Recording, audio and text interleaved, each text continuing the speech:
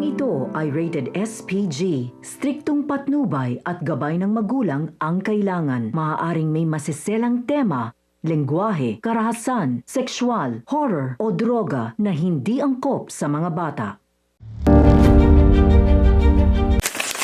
Isang mapagpalang araw mga kapuso, narito ang mga pinakamainit na tagpo sa House of Lies. Pero bago ang lahat, kung bago ka pa lamang sa aking channel, ay huwag kalimutang mag-like, mag-share at mag-subscribe para lagi kang updated sa mga bagong recaps na aking i-upload. Unti-unti nang nabubunyag ang pinakamadilim na lihim ng pamilya Torrecampo at kasabay nito ang tuluyang pagkawasak ng relasyon ni Greg at Edward matapos maagaw ni Aldrin ang posisyon at kapangyarihan ni Paulo at Edward sa kumpanya. Nagsimula nang mawalan ng kontrol si Greg. Hindi niya matanggap sa tulong mismo ni Edward ay naisakatuparan ni Aldrin ang plano nitong pabagsakin ang kanilang pamilya. Dahil dito tuluyan ang sumabog sa galit si Greg, harap ng lahat, walang pagdadalawang isip niyang sinigaw ang matagal niya nang itinatago na hindi niya tunay na anak itong si Edward. Nabigla ang buong pamilya. Tahimik na napatitig si Thea, Marge at Paulo habang si Edward ay tila nawalan ng mundo sa mga narinig mula sa sariling ama. Ngunit sa pagkakataong ito, hindi na nanahimik si Regina. Matapang niyang hinarap si Greg at muling iginiit ang katotohanan.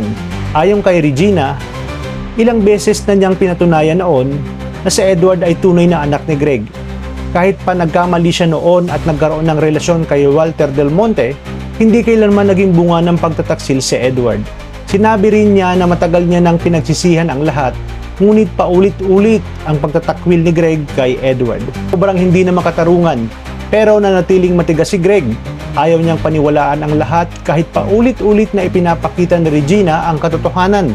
Samantala, tuluyan ang nadurog si Edward. Hindi niya matanggap na matapos ang napakahabang panahon ay itatapon lamang siya ng taong itinuring niyang ama. Kasawang sakit ang loob ay agad siyang umalis. Hinabol siya ni Regina ngunit hindi na ito nilingon ni Edward. Habang nagkakagulo ang lahat, nagpasya si Paulo na hanapin ang buong katotohanan dahil alam niya na si Walter Del Monte ay ama ni Aldrin, ang dating naging karelasyon ng kanyang inang si Regina. Diretsahan niyang kinausap si Aldrin. Isang tanong lang ang gusto niyang masagot. Si Edward nga ba ang bunga ng pagtataksil? Ngunit ang sagot ni Aldrin ang tuluyang nagpayanig kay Paulo. Ayon kay Aldrin, hindi kailanman nagkaroon ng anak sina Walter at Regina.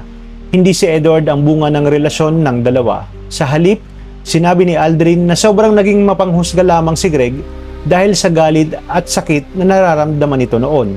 Inamin din ni Aldrin na malaki ang galit niya kay Regina dahil naniniwala siyang nasira ang kanilang pamilya dahil dito.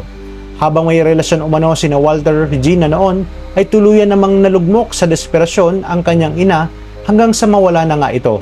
Pero kalaunan ay nalaman ni Aldrin na si Regina mismo ang tumapos sa relasyon nila ni Walter nang mabunyag ang lahat. At ngayon, pinagsisisihan na umano ni Walter ang lahat. Dahil matapos ang mga nangyari ay tuloy na nga itong naparalisa at hindi na nga muling makakatayo. Dahil sa revelasyong iyon ay unti-unting napagtanto ni Paulo ang buong katotohanan. Tunay na kapatid niya nga itong si Edward. Tunay itong anak ni Greg. Kaya agad niyang hinarap ang kanyang ama upang linawin ang lahat. At sa pagkakataong ito, nangako si Paulo na gagawin niya ang lahat upang mapatunayan kay Greg na nagkamali ito tungkol kay Edward bago patuloy yung masira ang kanilang pamilya. Talagang kapanapanabik ang mga kaganapan dito sa House of Lies. Kaya naman tuloy-tuloy lang ang pagsubaybay. Maraming salamat sa inyong panonood at pagpalain tayong lahat, mga kapuso.